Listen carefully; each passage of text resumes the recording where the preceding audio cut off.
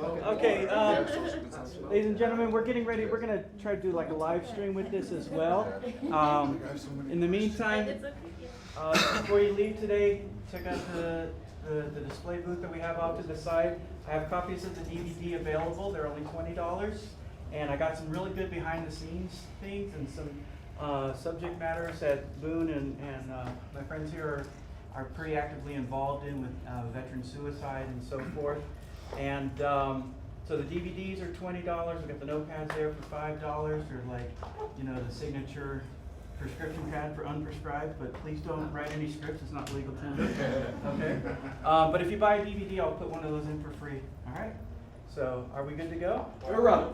Hurrah! Ladies and gentlemen, welcome back. Let's go ahead and get the panel started. So I want to start the first part of the discussion. I want to leave it open to the audience to ask questions about the film and the people in the film. So let me go through and let's do an introduction. In fact, I think it'll be easier without mention of everybody's names. I'm going to go left to right, but first I want to give a shout out to, we got Bryan, please stand up. Y'all recognize Bryan from the film?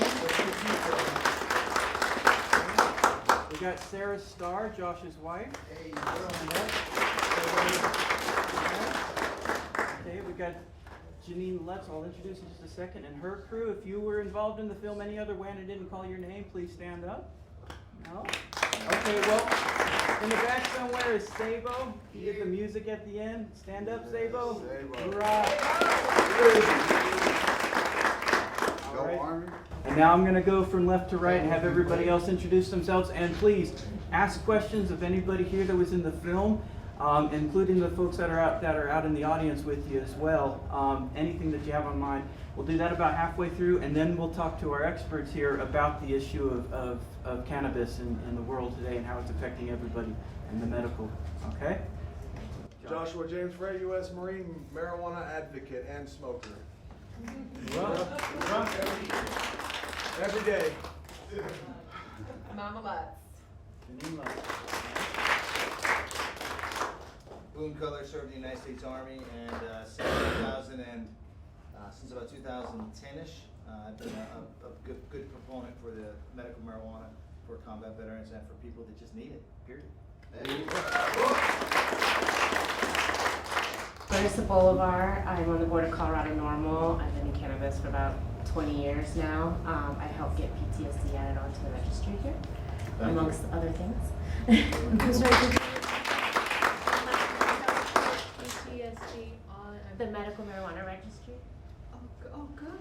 Thank you for repeating that. And we'll make sure we ask the question. We'll talk about that too. I'm Steve Ellmore. Thank you very much.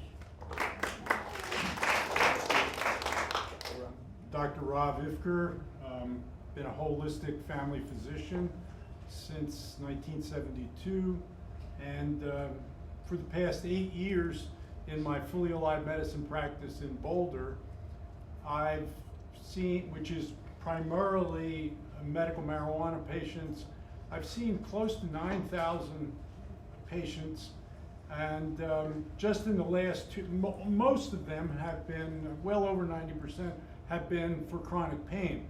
But when PTSD became an approved diagnosis about 2 years ago, I've now seen, I would say probably somewhere in the vicinity of 50 to 75 patients, both combat related and non-combat related. And the results have just been remarkable. I've been so impressed. And I think what we need to address is the specifics of what type of cannabis, what are the specific products, is it THC, CBD, dosages, and make it, if it's a medicine, let's use it more like a medicine. And so and let's talk about that to address. Yeah, definitely.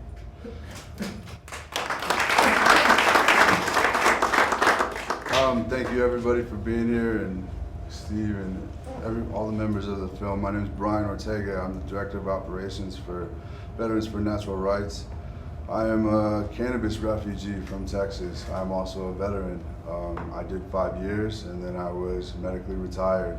I spent a year at a Wounded Warrior Battalion, and I can relate heavily with the members of this film, and I can identify with just about everything that was here, and I wanted to thank you guys, and I'm ready to get this talk started. All right, now it's your turn. Let's hear from the audience. I'm sure people have a point to make or a question to ask or a viewpoint. Please share it with us. Any takers? Yes, we got somebody in the back.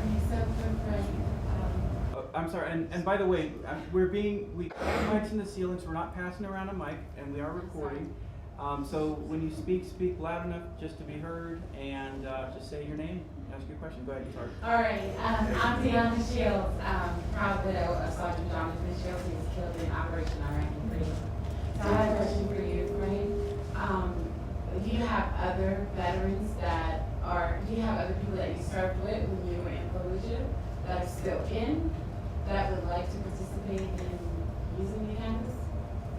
Well, thank you for your question. Thank you for being here. And you know, I know it's hard. And Sabo, we brought up some stuff, and seeing you here with him, and this is what it was all about. And to answer your question on, there's a lot of guys that use it now because of, you know, these unprescribed. And when Boone came to me 3 or 4 years ago and said, hey, the American Legion wants us to go, need some guys to go and talk to about, you know, there was a 93%, the old timers basically, you know, approved, you know, like, hey, this stuff really works, let's get it on the books. And when he called me and said, and I was like, well, all right, well, what do we do? And he said, well, we got to talk about, you know, smoking marijuana, just tell them it works. And I was like, all right, that's it. And, you know, looking back on it, it was, you know, it's one of the hardest things I ever did, is to talk about marijuana and come out and say, yeah, actually marijuana does work for me, because every time I did talk about it, I either get busted down, you know, I lose money, forced to take pills, and then, you know, when you try to go talk to a doctor and tell them exactly how you feel, and then they look at you like you're crazy, like you're a different person, you know, because you smoke marijuana. And that's why I went all out. I said, all right, now we're gonna tell everyone, I'm gonna tell the teachers, I'm gonna tell the principal at the school, my daughters, you know, they don't know about it, but they know that that helps daddy. I go to my doctors and I just tell anybody that, you know, smoking it might not work, but I got 4 gunners that were in the Marine Corps that were all in 3-1. We don't say no names, and if you can go back, they're probably, but there's like 3 of them that, like, the last people you would expect, you know, would smoke marijuana, are asking you like, yo, don't say nothing, but hey, can you give me some marijuana? No, I can't get you any of that stuff, but I can put you in contact with somebody who might be able to help you. And so that's where I'm at, and it just pretty much saved my life, and that's what I do it for, is to tell somebody that, you know what, marijuana might not help you, it might not, I mean, it might work for you, it might not, but 99.9% of chance, if you got some serious shit going on in your body with some screws and all that stuff, you smoke some weed and that shit don't work for you, then you got some serious issues that you might need to go to the hospital for. But 99.9, I got guys missing legs, missing arms, smoke the weed, and that's all they do. So yes, I tell everybody. And if you know somebody, tell them to Google it. Thank you.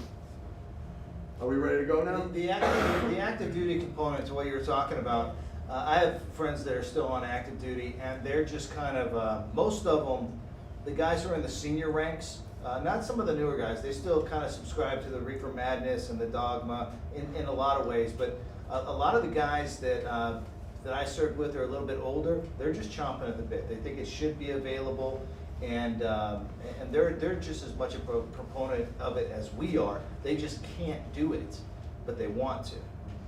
And that's why I made the film, because I just retired in 2012 and immediately went to work for the federal government, or the DOD specifically. So I worked at the Pentagon just last year, and I had a top secret clearance, and I can't use because I'll lose my lifestyle. I'll lose everything, and I got a family to take care of. And that's why I made the film, because I'm just one person.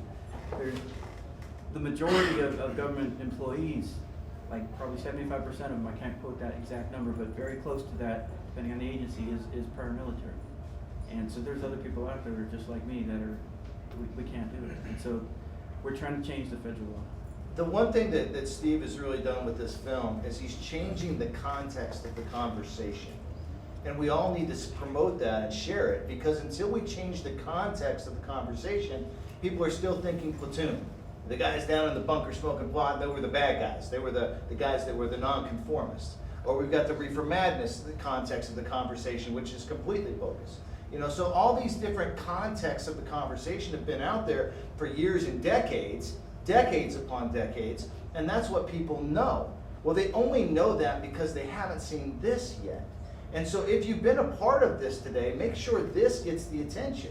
Because if you support what's being done here, then you have to support this to train other people so they can understand in the proper context. I want to say that I feel like hearts and minds are changing, especially on the federal level. My background, I actually used to staff government contracts. I was a technical recruiter and probably staffed a bunch of guys like you. And I've had, my references are former military officers, intelligence folks. And they've asked me why I fight so hard for veterans, in particular for access for PTSD. I myself have non-combat related PTSD, surviving terrible childhood trauma, and I was the only civilian on the lawsuit here to add PTSD on the registry, but we were able to do so via bill. During all this, I've been taking care of my uncle, who was one of my first patients, medical marijuana patients, and he's actually a distant cousin, but I call him uncle, and he's a Vietnam vet, was exposed to Agent Orange and has MS, is in a wheelchair and has severe PTSD, and I'm his caregiver and POA, and I manage all of his care through the VA. When you said caregiver, I was like, oh God. I think I have PTSD from being a caregiver at the VA. I had fighting for his care, because they'll put him on lists like months long. Years ago, when I started taking him to his appointments, they tried battling him to stop using cannabis. And I have a degree in psychology, and I also have a master's in public policy, and I debated doctor after doctor, psychologist after psychologist. I'm like, he has MS, he already has cognitive dysfunction. The marijuana is not gonna make it any worse. It is making him better. I've seen him tremble. I've seen him in the throes of PTSD, and he's an asshole without weed. Like, please, for the sake of everybody around him, he needs to smoke this stuff. That's something I was surprised. You're so right about the asshole thing, because when I told people I was using cannabis, they're like, oh, please do. And Boone, I'm sorry, I gave you that, I said it too loud in the middle of the thing when it came on. I said, I'm sorry. Yeah, I sorry. had to get that point across. Yeah. You're right. So and I you're wanna- not the only one. But a really important thing, and Bryan knows this because I just posted about this on Facebook, my jaw hit the ground. My uncle gets treated through the spinal clinic at the VA, which, they see a lot of the most horrendous cases. People have been blown up, and MS and other neurological disorders. And they have, in their clinic alone, they have a very high suicide rate. And as my uncle's going through his, exam, and I'm talking to the doctor, and I have a really good relationship with him. He's asked me a lot about cannabis. We have a very candid relationship and conversations about that. But what blew my mind, and this is why I know hearts and minds are changing, is that he asked me my opinion on criminalization of psilocybin. And I almost fell off my chair. I was like, are you the same guy that I fought years ago about cannabis? A couple things I want to touch on. But what I said, and my argument was, there are 22 veterans killing themselves a day. When I got involved in helping veterans years ago, I submitted the first petition to get PTSD added on the registry in 2006. And it took us 11 years of fighting to get it done. At that time, it was 19. And then I moved back to Colorado in 2013, and it was 22. And I'm like, okay, so it's going higher, not lower. So if the suicide rate is 22, then why not? If these things are helping, I brought up Veterans for Natural Rights, referred them to you guys, so hopefully we get some contact with you. But Yeah, thank you for mentioning psilocybin. I appreciate that. It's something that we do need to talk about. Other things that you really touched on that were a really big part of the film is PTSD and suicide. And we are veterans, we are carrying the torch, and that's okay. That's what we do, selfless service, right? That's why we're here. That's why we're warrior activists, warfighter activists. I love that term. But what it goes unsung is 22 a day. It's a really modest number. And what is even more disturbing than that is the veterans are only 20 to 25% of the people who have PTSD. So what I really want to touch on is the civilian population. What does 22 a day look like when we add all the numbers? When we talk about everything, when we talk about how PTSD affects everybody. And I think you were agreeing when she mentioned officers or people that work at the VA. They experience a type of PTSD just by hearing about these cases daily. So does law enforcement, hearing about child abuse stories that happen every day. So really, as veterans, I'm proud to be here with you guys and carry this torch about natural healing and our natural rights. But this is about everybody. This is for everybody. Thank you. And I'm going to give a shout out to Janine on that. Her organization, the Lance Corporal Let's Live to Tell Foundation, she's even opened up the door to first responders. Am I right? Yes. Because everybody gets PTSD. It's not a military illness. I'd like to make one distinction on, you said PTSD suicide. PTSD isn't causing the suicide, it's the lack of treatment and the wrong treatment. Mm-hmm. Okay, the VA has a report published on their website since 2010 that states they know their current protocol is failing. 9 years later, they're still doing it. The drugs are killing our veterans.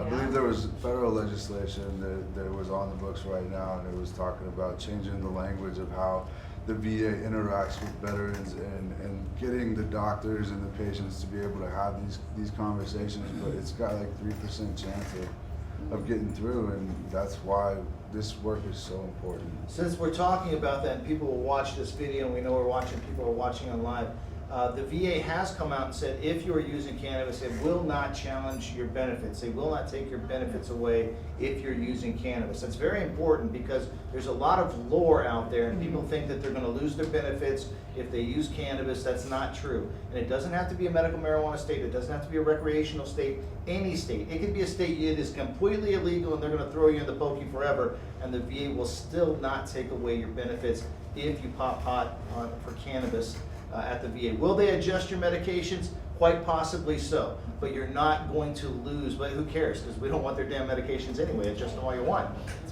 So it's not a big deal. That's really something you just kind of take off the table. Like, okay, yeah, take away my Prozac. You're gonna break my heart. Meanwhile, I'm gonna just smoke weed, and it's gonna work.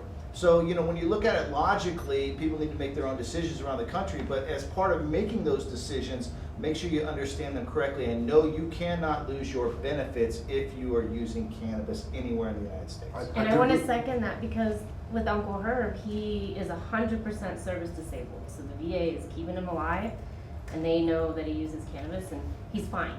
If anybody would lose his benefits, it would be. And they all know about me, they know about, if you're an employee, the employees still have to be careful. The employees have a problem, but we're talking about they could lose their job. But as far as VA benefits, disability VA benefits, you cannot lose them. I can testify to that. I just went through the whole FC program at VA here in Denver, and I was out and out honest with them. I said, look, I'm a cannabis patient. I was told by the head of the VA FC department, we don't monitor that anymore. That's right. And they didn't care the whole time, and I'm free of FC now. I'm cured. It's a political structure, and the VA, thank you on that. It's a political structure, and I think the VA realizes the end is near for cannabis prohibition.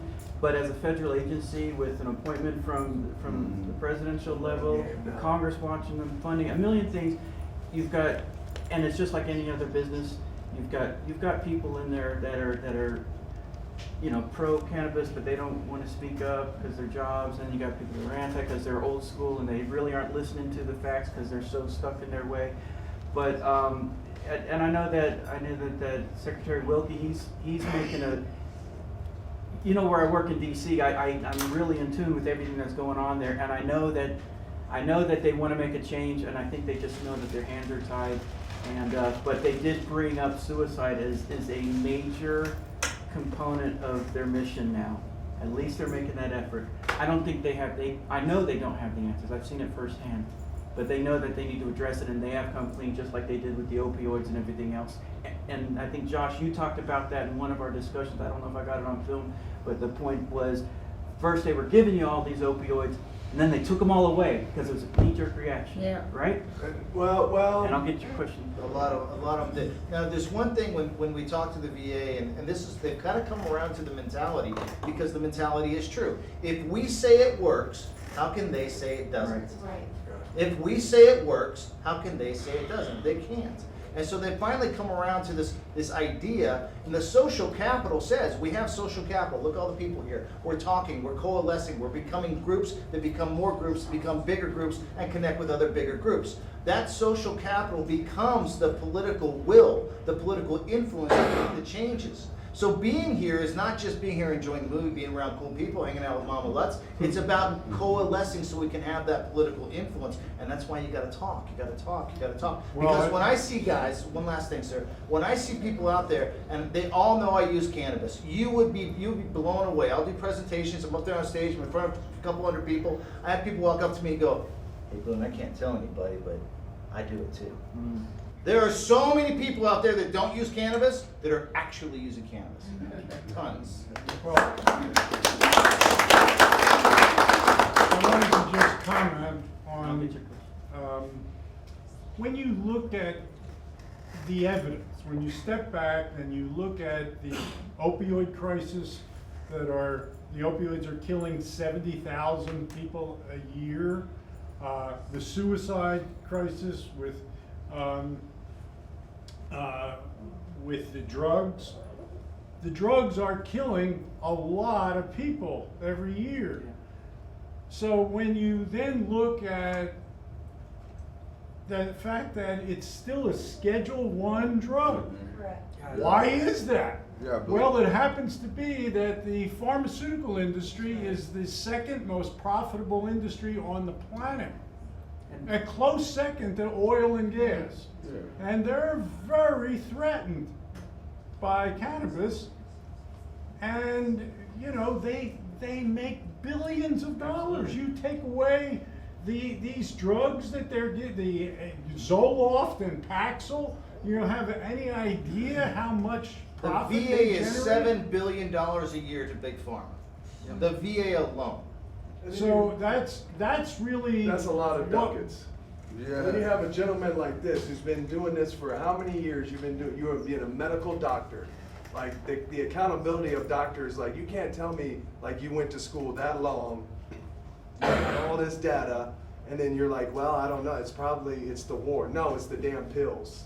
And then to go back and tell them, hey, these pills ain't working for me, I smoke a little reefer, and they look at you like, but it vindicates someone like you who's like, you know what, holistic. Like my grandma, she said, put on this, and I'm like, all right, and it just worked. But you don't need to be You a don't even need physician. All of us. Look at these statistics. The You data, know, we the know data You're show speaking it, the that- truth. 22 suicides a day, 70,000 deaths from opioid overdose. Not one time did I smoke You a know, joint and say I want to kill myself. Put that together and then think about One time. why in the world is cannabis illegal? Schedule I, right up there. I challenge anybody to get high and then ask themselves, why is this illegal? But now it's like all the cat's out in the bag. Now it's like, how the hell are we gonna get our vets some damn real meds where they don't have to go outside of here, spend all their damn money where I could take my girls to Disney World, but no, I gotta buy all my meds. You know what I Do mean? this. And then I have We do this. We talk to about comply or die with Florida. It's like, well, I'll just go down the street, but I'm sick of going down the street and talking to Billy because I get this shit and I don't even know what the hell it is. Right. So they force me to go see True Leave or one of these other damn rackets, and then they're in there and you're like, all right, well, this is exactly what we need, and they're like, $50 for that shit. So you end up going down the street. All right, now I'm good. All right, hold that thought real quick. I want to get I need my meds. I want to get a couple of questions. First, I've got you, sir, and then you're going to be next. Please go ahead. Steve, I just wanted to piggyback on what you said about coming out of the military and then going to work for the DOD. Even if you're not a federal employee now, here at least in Colorado Springs, I have friends that work just in the defense industry. And most of those defense industries are headquartered in DC, so that's not good. So they're still federal from that respect, but they can't, it is now against many company policies to even use CBD. Well, and we all saw the Elon Musk thing that he did on with Joe Rogan, and there was a big stink, and I'm a retired Air Force, so it really stuck out at me. They were talking about taking away his clearance. You got to realize, all those contractors, all those civilian employees, if you work for the federal government in that kind of capacity, you have a security clearance just like the service members do, and because you're protecting the U.S. government assets. So that's an absolutely amazing point that you brought up. Let's get this question over here. I've got two questions for the doctor. In your introduction, you had stated, that to use cannabis as a medicine. So how do you differentiate using cannabis as a medicine versus cannabis as a recreational drug? The second question is that with me, I'm an aircraft mechanic, and I have a federal license, and I've got problems with swelling in my hands, my joints, it's painful. I've been told I've had lupus, I've been told I've got arthritis, and I'm told I don't have lupus, I've been told I don't have arthritis, and I've got news for you. I went down and I tried some tea that was cannabis, or not cannabis infused, but CBD infused, and a CBD oil pill, and the swelling went down. However, I got told that in aviation, because we do random drug tests, that I would pop a case test. So that canceled me out from having to take that drug. So how is there a way to go about not, for fear of your job, and being able to take this and be able to... Well, first of all, it would be helpful to have, you live here in Colorado? I live in Florida. In Florida. So Florida now has legal medical marijuana. So the first step would be to get a medical marijuana license. There's a I think stipulation. Did you get that? There's a stipulation for the marijuana. I'm talking about CBD oil, but for the medical marijuana license, I'm also a concealed weapons permit holder. And what would happen is that they would confiscate my weapons. Oh, and I'm not going to let that happen. Now, I don't have my CBD, red wait, card wait, because I wait. will not give up the So- Second Amendment rights. So what you can do, they're making changes on first of all, rather than hang your hat on the diagnoses that you've been given, use the symptoms. And what happens to the symptoms when you do the CBD oil? And you found that CBD, one of its main effects, is that it's a potent anti-inflammatory. And your swelling was about inflammation. And if a real quick introduction, just for anybody watching in who isn't familiar, there's two major cannabinoids in cannabis, THC and CBD. THC, and it was in the film too, so just real quick, CBD is non-psychotropic, only THC is. CBD won't show up as a positive in your drug test. So you can fight that. Now with the Hemp Act, now it's legal. So that's an alternative that you can consider. So Well, please we found continue. though, we've had people email our board at Colorado NORML because they were only taking CBD, but they were taking 50 milligrams. It says 0.3% THC in it. Yeah. And because it was a buildup, it increased in their fat cells and they True. still Yeah, tested. that's a good point. Right. Yeah, and You so can you have to. pop- Yeah, if you do test way it. too much, but yeah, you really have to do it. I Not was weed doing first, weed first lotions and. Shameless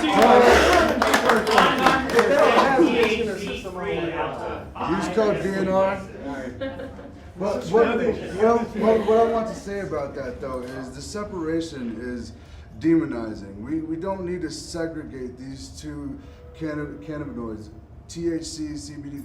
There's hundreds more than those two. And a little bit of THC is okay. It's unfortunate that people are coming up positive for drug tests, but with the entourage effect, it diminishes some of the effects of the THC. But CBD might you help get- somebody, but they might need THC. You with get it that whole body to healing. get that full effect. There are The two full effect. receptors, a CB1 receptor and a CB2 receptor. The CB1 receptor is for, THC, CB2 receptor is for? CBD. Outstanding. So those that you have problems with that the CB1 receptor affects in the body, you need THC. How much? Very little. but how much do you need for the CBD? Maybe a little bit more. Nobody can say how much CBD somebody needs based upon their weight because it's about the endocannabinoid deficiency. Right. So these are all things that we just need to continue to talk about. But as far as cannabinoids, we got to also be cautious or be aware of the fact that very soon you're going to see CBN come out, you're going to see CBG come out. CBN is going to replace Ambien, CBG is going to replace a whole bunch of other stuff. It's really fantastic, the proliferation of all cannabinoids. So when we're talking about anything that has to do with marijuana, understand that there are a lot of other cannabinoids and combinations of cannabinoids with terpenes that have not been exploited yet for medical use. So if we're not going to help people who are working at the VA or under DOD contracts use CBD, then they're also not going to be able to use the other cannabinoids, which is just going to make them sicker. And at some point, we need to have this groundswell of saying, hey, listen, how come when I have this job, I have to be sick? You're requiring me to be sick when I have something that is federally legal that I should be able to take. And by the way, employer, I don't care if you are the DOD, I'm going to sue you because you're mandatorily making me sick over something that is federally and state legal. And that's where we need to start taking it. As far as firearms laws and all this stuff, there is some legislation right now that's been sponsored to take all those fears away. And to be able to, the question 11 echo on the ATF form 4473 that says you cannot purchase a firearm if you're a medical marijuana user, that's going to be changed soon. But start looking for this because again, we need this groundswell. We need the political influence from our social capital. And it's good that we have places like this that we can get good information and people don't. I love it. I love being on these panels because we haven't spoken and talked before, so we all think we have the secret.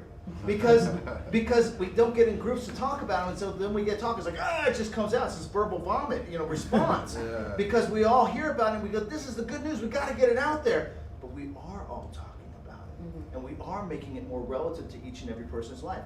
What needs to start happening? Legislation and some sort of lawsuits, class action lawsuits against these employers. I don't care if they are the DOD. It's something federally and state legal. Why aren't we going after them? Why aren't we suing these people for trying to make people sick? They are culpable. And if we don't defend CBD, they will not have CBG, they will not have CBN, and the terpenes inclusive.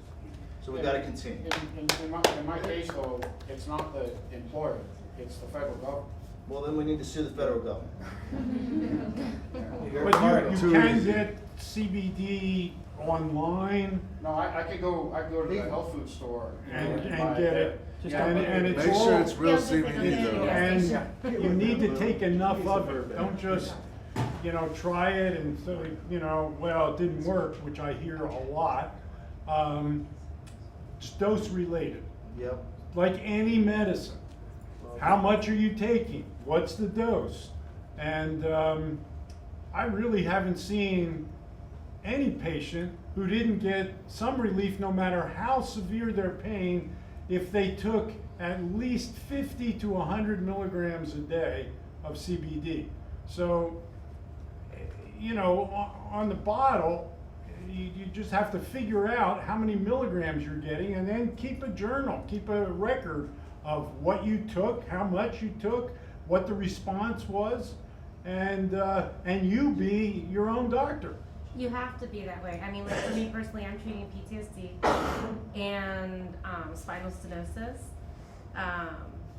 The latter probably gives me more problems now than the PTSD because of cannabis. But I have to take 150 milligrams of CBD a day to find any relief. That's what I take. Yeah. Absolutely. And then people build up tolerances, and it's a whole other issue. All right, I got two questions over here. I'm going to start with you, sir, and then follow up with you, ma'am. Go ahead, sir.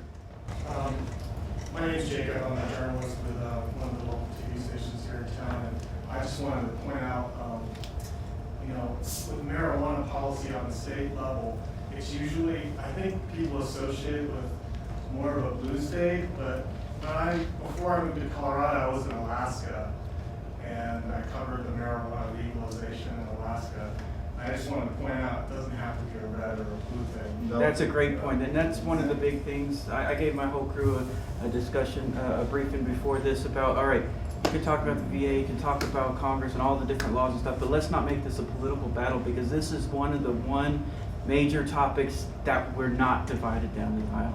And I want to join everybody together, and that's, like I said, it's a political cause, but it's not a political it's not a cited thing. So thank you very much for bringing that up. Pain and suffering knows no party. Absolutely. Ma'am, you have a question for us?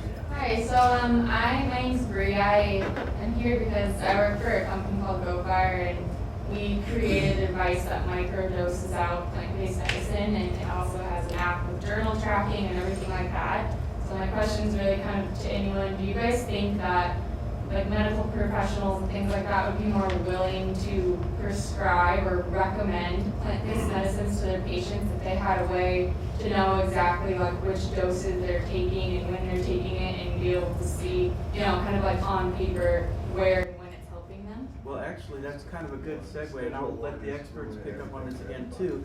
But I'm working with a gentleman who's also a retired veteran as well in Alaska, and he's working with state senators and other folks out there about training veterans on microdosing. And he's getting some of the buy-in from doctors there as well as politicians, and that's what we need to do, and that's why I made this film. The whole point is to break down those barriers and talk about the benefits of it, what's working for it, how we can get it into the hands. But the name of the film, Unprescribed, because, and the lady said in the film, doctors can't prescribe it, they can only recommend it or they'll lose their license. So the bottom line is we gotta get it off the Schedule 1. Okay, and then Cheryl Murray Powell in the film also mentioned about, well, we want to deschedule it and we don't want to reschedule it. Why? Because now we're gonna get big pharma in there. Yeah. And it's gonna ruin everything. Okay? They're already trying. I mean, Right. they've been beating back GW Pharmaceuticals in Colorado. That was a big battle. Yeah. They tried taking over the word cannabidiol and CBD, and via a carve out in our Constitution, because doctors couldn't prescribe Epidiolex, and pharmacies couldn't sell Epidiolex without this carve out. But this is how lobbyists are very sneaky with their laws. They put in the language of the bill the words cannabidiol and the acronym CBD, which means that would have taken it completely out of our hands. And we have the hemp food bill here that's protecting CBD, but nationwide you can see how hard they're fighting to maintain at least control of that. And then, you know, THC has a tremendous amount of medical value too. Yeah. I get kind of nervous. I love Dr. Cicely to pieces. I consider her a really great friend. When we start talking about not knowing dosing, then that makes me nervous, because then that's giving fodder for the FDA and for the DEA that was created to protect the pharmaceutical industry, to keep fighting for, you know, even THC, to say, hey, we can't use, people can't self-medicate. Bottom line is, how much here's the thing.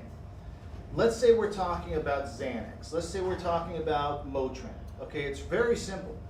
They're going to do testing on it, and the reason they have to test is to determine the dosing, because the dosing starts out and then it goes, okay, if I give a human being that weighs X this much, what happens? And at some point there is a negative effect. Therefore, we have to know what that negative effect is to stay above that negative effect or below it, and we have to give them a dosing. And that's where all the dosing comes from. So there's a flow chart.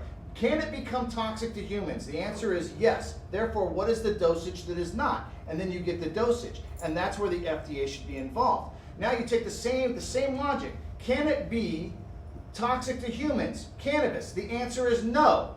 FDA, get the fuck out.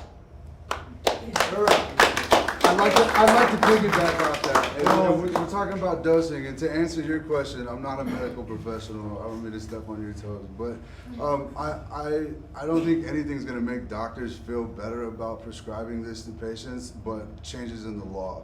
That being said, I want the changes in the law to take doctors out of the equation. No offense, but like you said, it's not toxic. It doesn't. The side effect is not suicide. No longer should the doctors be the gatekeeper to our natural healing and how we want to heal. We need to take that and give that back to the patients. That's what needs to happen with these natural medicines. But there's cannabis hyperemesis syndrome. There are some which side now effects. doctors are trying to use that as another reason why we can't. Look, I'll give you a great example on dosing.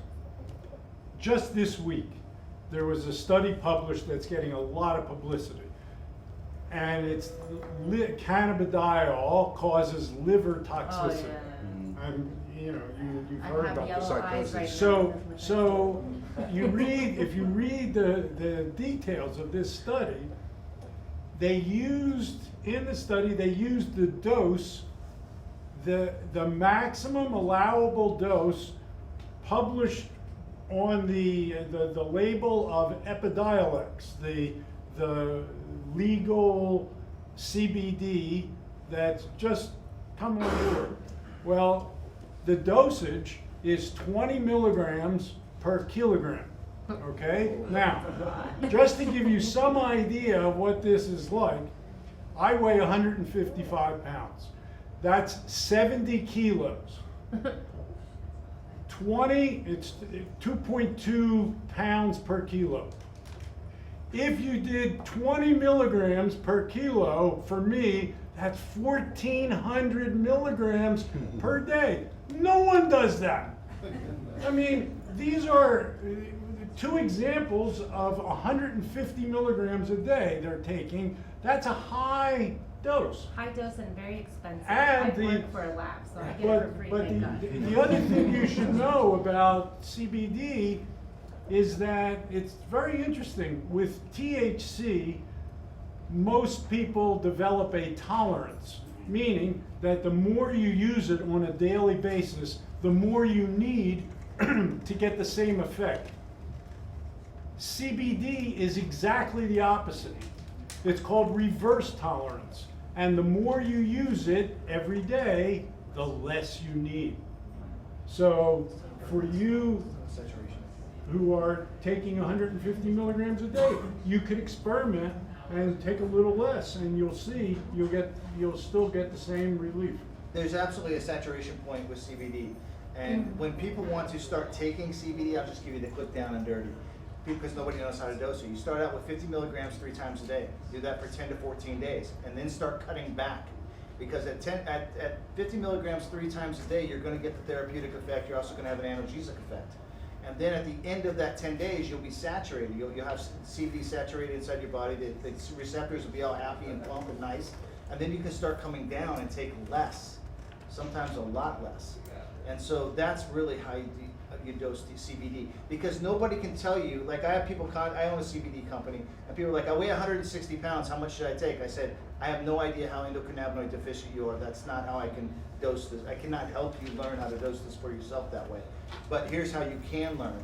You start out at these dosages, 50 milligrams 3 times a day. You're definitely going to see some kind of effect. Do it for 10 days and then start taking less. When the effects go away, then you know what your dose is. You just bump it up a little bit. And on the days that you're having real problems, you need the analgesic effect, you just bump it up. It's easy. But there's not enough information. All right, listen, before we go any further, Doc, you made a good point there. We're just about out of time. Did I see one more hand over here? Yeah. All right, we're gonna do. Okay, we're gonna do these last 3 questions. Let's try to. I really wish we could keep going, unless our host will let us stay just a little longer. Well, we have the after party, we can just continue. Absolutely, Yeah. after party. So there will be. We're all dedicated. There will be an after party at the Ozone in Lakewood. So everybody be there from 7 to 9. And let's get to these questions, and then we'll go ahead and make it a wrap. Over here, go ahead. So I think we all in this room agree that it works. I've worked in the veteran support community for a long time. I know vets that have improved. I've lost them to suicide. I'm a cancer patient. I use CBD and THC.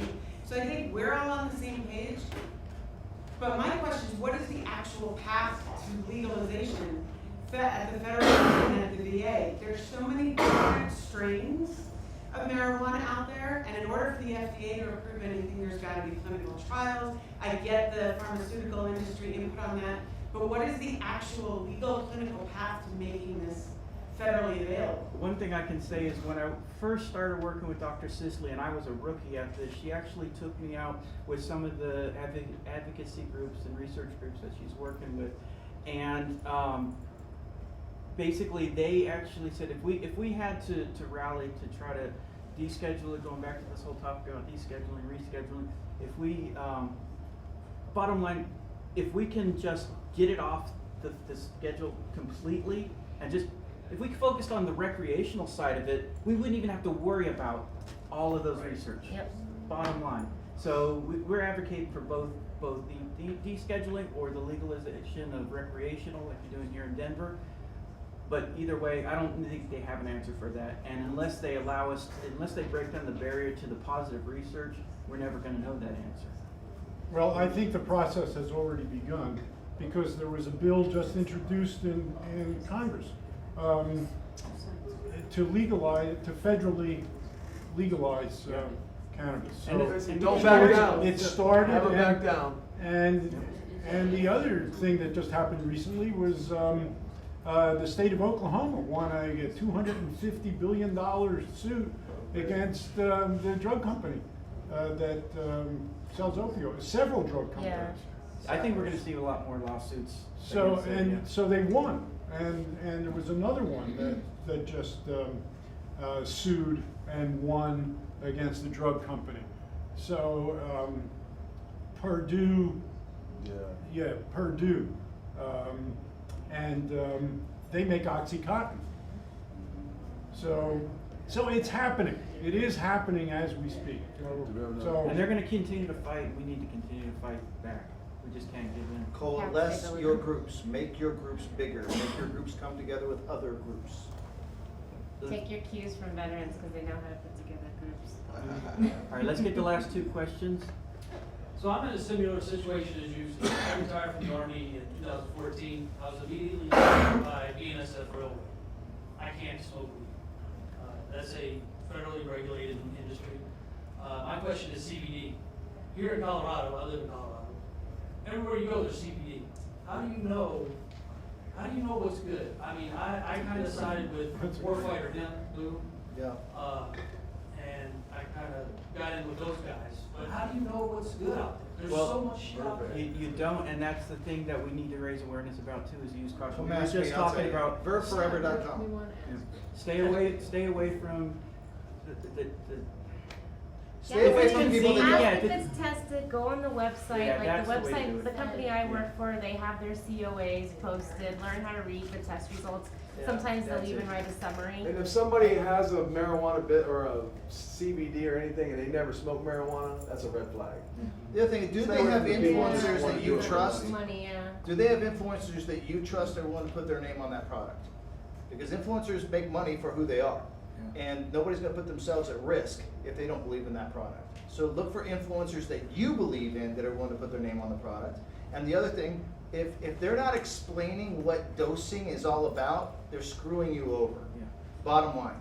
Because dosing is very specific. So if they're not explaining what dosing is, and if they don't have anybody standing up for the product that you trust, you should probably stay away from it. All right, did we have one more question? He said he was in Colorado and I went and I tried CBD for the first time with tea at this place called Tea Cloud, and it's down the street from my job on 17th Street. It's called Tea Cloud, and my anxiety is like always really high, and it works. So, and he's got the legit CBD going on with that. Good deal. So it's called Tea Cloud. It's your first time. The CBD, I'll start there. I don't cover tea, just kind of see. I also want to make a point that with most of the PTSD patients are typically using a combination of strong indica strains along with CBD, or one or the other. Some people do both, and there's no problem doing that, but you should know you really don't have to smoke. No, you don't. You know, the CBD is available in capsules, in tablets, in tinctures. Butter. We have some information on Burgers. So CBD can easily be taken, and even indica now. I mean, you can get indica strains in edibles. Who's hungry? Someone say indica? But you should know also that the sativa strains with higher amounts of THC can make the PTSD worse. Yeah. And that's Although one thing. pinene, I mean, you have to just be very careful with your terpenes as well, because you know, I do a lot. I do a lot. I have my own business. I work for a lab. I work on policy, and with the PTSD, you get like concurrent diagnoses. Mine is ADD. Like, I just have a real hard time just staying focused because it's like every little noise, I'm like this. And so if I were to consume indica and everybody's like, oh, well, it's about the terpenes, I'm like, yeah, I don't know, because I haven't found an indica that I can smoke yet that doesn't knock me out. So I need the sativas, but the CBD helps balance that, the paranoia that can be. Well, that's true, because developed. CBD will counter some of the effects of the THC, Uh-huh, and it yeah. all works together. Yeah, if And you I ever found get that too spun piney- out, take some CBD. Yeah. I think, let's get our last question. I could talk all night, but we have to wrap It's so up. interesting, thank you. Please. So, like, the name of the title is called Unprescribed, and I remember being in a medicinal shop and, you know, I was talking to the owner, and he's like, you know, we're not supposed to say, Colorado won't let us say. So and doctors, you know, because there's a dosing and a lack of clarity, it is just a plant, it's a plant, you know, it's like, coming back to that, but where is the message, where can the message come from? You guys can say this stuff works, and then convincing people, grassroots, and, you know, is there any formal body or person or shop or owner or state body where you can say, this is effective for this, and that would be considered The That's National what's- Institute well, of I Health was- has a ton of stuff that's They- positive for okay, cannabis. they're doing it. The Thank National you. Institute of Health has a ton of positive medical. There's Thank been you. thousands of studies. The problem is they're being sequestered. They're just not getting out there the way we want to, because the federal government is behind all of the approval for the clinical trials, and so they just make it difficult. So Dr. Sisley said it took 7 years. That was to get to the red tape.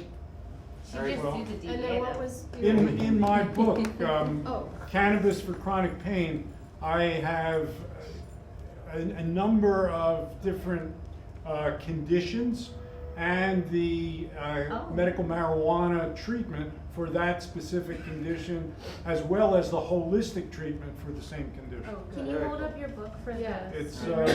Cannabis for Chronic Pain. I have chapters on migraine headache, low back pain, fibromyalgia, arthritis, nerve pain, shingles, trigeminal neuralgia. So I've got them all in this book, so it goes into depth on it. Without another word, round of applause for Steve Ellmore.